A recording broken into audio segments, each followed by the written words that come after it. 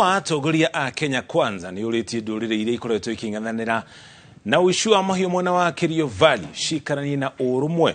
Matongoretio ni mũmbunge wa Kĩharũ Ndĩndĩ Nyoro. Atongoria nĩ makomithitie njũragano cia ica ikuhĩ iria ciĩraga kwĩyumĩria mwena ũcio, makiuga president nĩ aigĩte kĩhari-inĩ mbeca cia kũhingũra mabarabara mwena ũcio nĩguo kũhũthia mbara ya aici a mahiũ.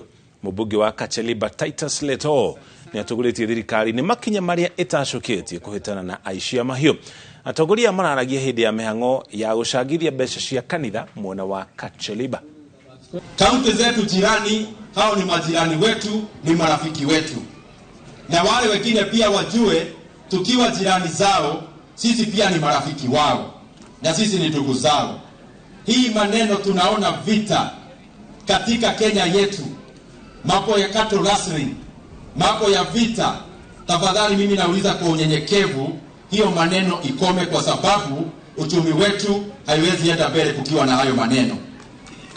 Na sisi katika budget rais ametueleza, kwa sababu ndio tuweke hii pahali kote tunaona kuna maneno ya vita.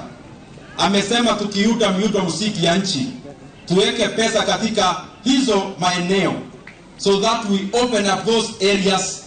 Hiyo areas ikuwe economically developed. Sometimes watu wetu wanaogopa, hata wajui border ni wapi. Na mimi mwenyewe nilimwambia rais kwamba hata barabara ya Uganda ambayo wanatengeneza lami imeingia Kenya kilomita 2. Waziri ya barabara, kuna barabara ya Uganda kilomita 2 iko hapa ndani ya Kenya. Na so hiyo ndio vitu tunaomba, mambo ya amani katikati ya Kenya na Uganda pia ishughulikiwe vile.